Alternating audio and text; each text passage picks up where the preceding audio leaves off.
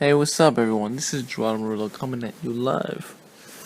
And today we're going to be talking about belief systems and why is it so hard to change these freaking beliefs. Alright, so let's get started.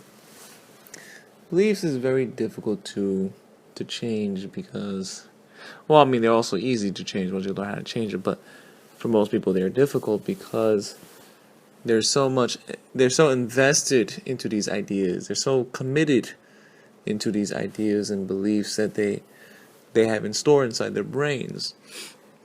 So naturally, when they are out in the world, they hold on to these values, these ideas, even if it's wrong, because the feeling of being wrong does not feel good. I'll tell you this from experience, a lot of experience. I've been wrong a lot of times in my past. I've had to update these beliefs, and it's really not the most pleasant experience. In fact, I've had, when I was 18 or 19, I've had many people come into my life and help me, like, kind of like shove these new beliefs down my throat when I wasn't really ready for it. I really, really wasn't ready for it. It was just like, it's funny because these ideas are, when they're too much to kind of sink in, it feels like it's an attack. And all they're doing is just saying words. All they're doing is introducing like these beliefs. And this is the case where when someone who's very, very old and mature, or someone who's more mature, is introducing beliefs and ideas to someone who is younger, there's going to be a lot of conflict there if the younger one is not willing to accept these newer beliefs or these new ideas, or if they have some kind of resistance to the belief systems. And generally speaking, it's a good thing that they get plugged into the older guy's mentality. A lot of the times when a new belief is added onto us, or trying to get added onto us, it's the equivalent of feeling like stress. It feels like they're attacking us, even if they intend for it to be an attack or not. It feels like an attack. And this is why sometimes I almost don't even bother with trying to like change people per se, because I would have to. I mean, for one, they're not paying me to change their beliefs, so why would I do? I mean, it depends. Like, if I see this person as this person wants to change a belief, I will help them, guide them in the right direction to do such. Otherwise, I'm just imposing my ideas and my opinions onto someone who may not want it. If you ever been in school before and you got like those 2 hours or 3 hours classes, you've experienced this whole process. This is the equivalent of them trying to cram so much information in so little time, in a way that's not gentle, in a way that's not friendly to the way the mind and brain and the ego works. First things first, when you're introducing a new belief and idea, you can't just say, most of the time you can't just say, oh, here you go, here's my opinion, you need to accept it. Normally what happens is between two candidates is that they have a little clash, a kind of a belief clash. And the one with the stronger frame, or the one with the better, more accurate opinion, is the winner. And then that person gets a boost of experience points, and his frame and belief system gets increased. Interestingly enough, the loser, I guess you can say the loser of the situation, it's not really a loser per se, because he's also gaining the experience of, oh, my belief system was incorrect. So all I have to do now is just update it. And now that the person defeated my old beliefs, I can just simply update my beliefs. It's very that simple. I guess you can call it the loser if you would like, or the one with the weaker belief system, the one with the weaker frame, gets also benefits of getting into a stronger belief system, which is good. The ego really can only take so much at one given time. This is why when we're trying to introduce our opinions and ideas to people, we have to be very, very careful about how we do how we proceed to do it. It's very much like doing some brain surgery with with the other person's brain. We have to be very, very gentle with the whole process, or we can mess up the whole person's brain, or we can damage their mind, body, and spirit. Again, we need to be gentle about the whole process. And, give them sips of the ideas and beliefs. We have to be like politicians. I mean, if there's anything that we can learn from politicians, it's this. We have to be very intelligent about how we choose to present our ideas and beliefs. Otherwise, they're going to get rejected. The other candidate, the other party is going to feel miserable in the process. Yada, yada, yada, etc., etc. Oh yeah, this is called an ego death. When the person with the weaker belief system, or the one that's incorrect or something, they need to die. Their ego needs to die. Their old beliefs needs to die, so that they open themselves to a new belief system, to a new concept, to a better model of the world. Problem is that people don't like to die to their old beliefs. People don't like to have ego deaths. People are very egotistical by default, and the ego has a very, very a lot of layers and firewalls to protect itself from potential threats and potential damages. What I mean by this is the ego is generally speaking, for most people, the ego is a way to defend thyself beliefs, thyself frame, and generally just to keep the person to feel good. On the contrary, I wasn't unlike many people. My thing wasn't, I didn't care about happy, I didn't care about feeling good. I wanted to improve. So my kind of perspective on this was a little different than most. And I guess I probably assumed that most people were on that same thing too, but they weren't. So I have had to kind of readjust my approach here.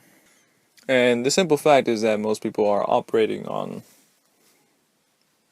egotistical man, or they have the ego protection is very, very activated. They have these firewalls, and if you're trying to slip in these ideas, you have to slip in through it from the back door. Otherwise, you're gonna have an angry person, because when you try to slip in an idea or a belief system, and you try to penetrate it into their conscious mind, and you don't do it very gently, this person is going to turn into a gorilla.